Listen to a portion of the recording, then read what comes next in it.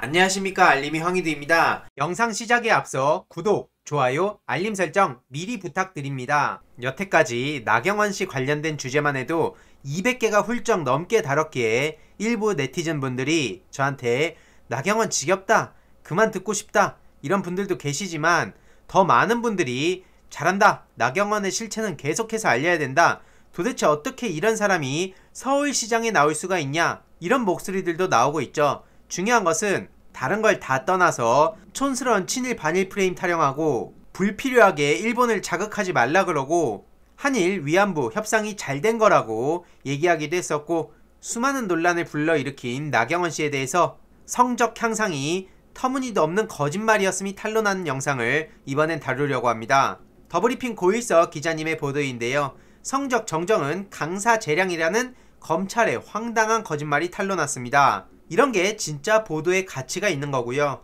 긴 내용의 핵심을 짤막하게만 요약해보면, 조국 전 장관과 그 가족에 대해선 모든 부분의 재량을 부정했지만 나경원 씨에 대해선 뜬금없이 강사와 교수의 재량 타령을 하면서 성적 D에서 A플로 올라간 걸 그냥 덮어줬죠. 이건 나경원의 일이니까 덮어주겠다는 강력한 의지가 아니면 있을 수 없는 일이라고 지적을 하고 있습니다. 최근에 언론을 통해 나경원 딸 성적이 D에서 A플로 대폭 정정된 의혹에 대해서 강사의 재량이라며 무혐의 처리한 게 엄청난 논란을 불러왔습니다. 하지만 해당 학교인 성신여대 학측에 따르면 교수나 강사는 학생 성적을 마음대로 정정해도 된다는 그런 얘기는 없고요.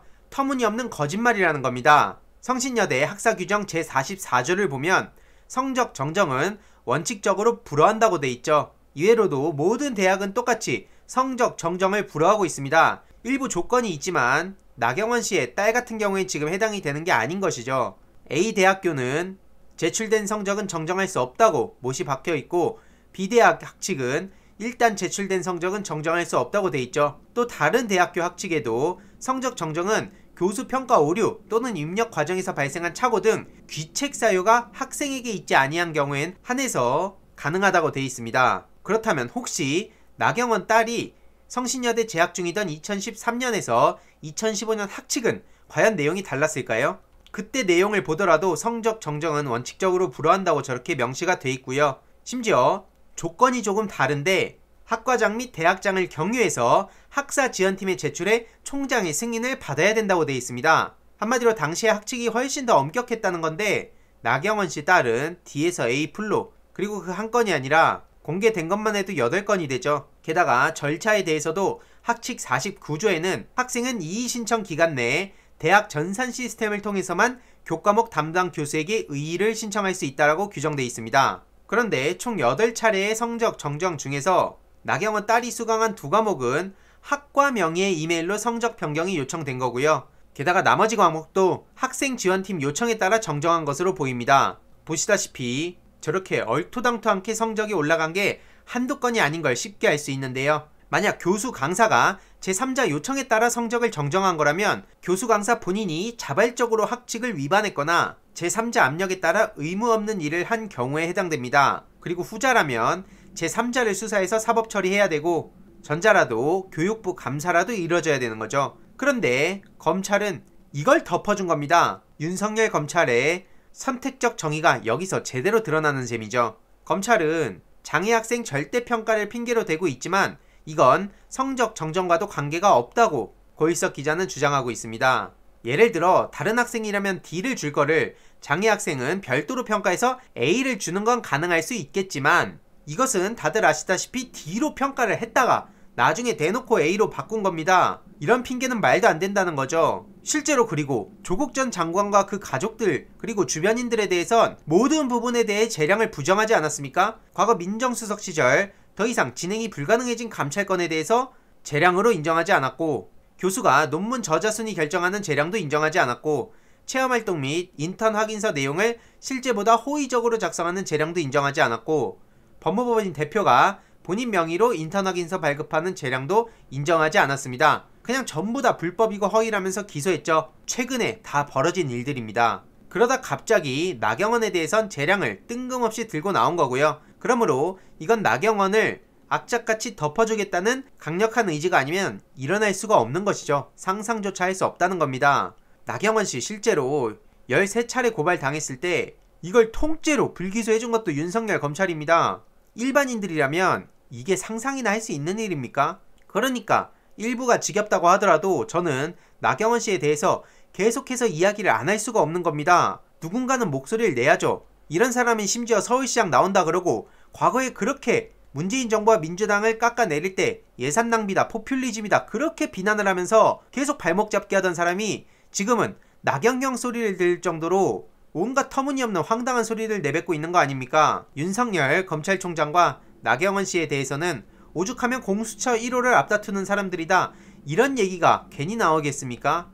전호영 교수는 최근 아들아 미안해 엄마가 추미애가 아니라서 이런 기사가 쏟아졌는데 왜 나경원 씨에 대해선 이런 얘기가 없냐? 이런 지독한 편파성은 언론이란 이름의 미안한 일이다. 한마디로 앞서 보셨던 윤석열 검찰의 편파적인 행동뿐만 아니라 언론마저도 비판을 피할 수 없다고 이렇게 지적을 하고 있고요. 심지어 오늘 오전에는 윤석열 징계 근거였던 판사 사찰 의혹을 무혐의로 결론 내렸다는 소식이 전해지면서 많은 비판의 목소리가 나오고 있습니다. 한마디로 검찰 내부에서는 윤석열의 범죄 혐의가 없다고 판단을 한 것인데, 윤석열 지시로 민감한 개인정보가 포함된 판사 불법 사찰 문건이 작성돼서 배포된 게 아무 문제가 없는 겁니까? 정말 그런 겁니까? 이게 민주진영에서 일어난 일이었다면 어떻게 했겠습니까? 또 법세련이 등장해서 고발한다고 하고 신속하게 수사하고 야당과 언론에서는 이걸로 또 얼마나 언론 플레이 했겠습니까? 실제로 네티즌들은 이래서 공수처가 필요한 거다, 자기들한텐 한없이 너그러운 법인 것 같다, 이런 반응들이 이어지고 있고요. 실제로 김용민 의원은 이렇게 검사 봐주기 수사하지 말라고 공수처로 이첩 의무를 두고 있는 거라고 강하게 지적을 하기도 했습니다.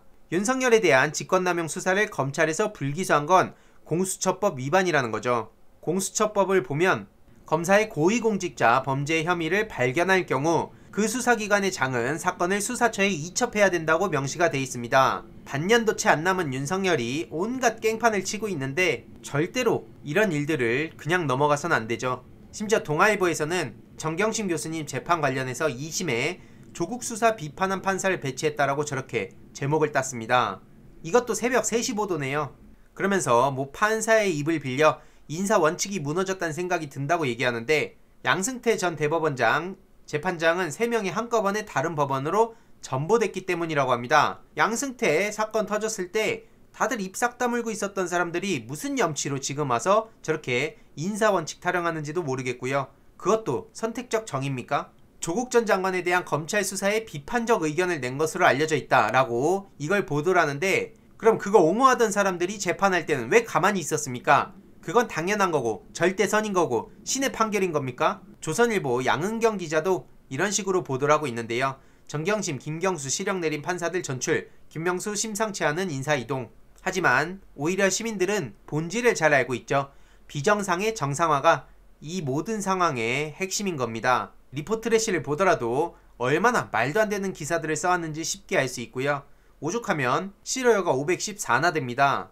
추미애 전 장관한테는 막 학살 인사라 그러고, 윤석열 징계위원장 5명 중 4명이 호남 출신이라고 하고, 언제적 사고방식을 갖고 살아가는지도 모르겠고요.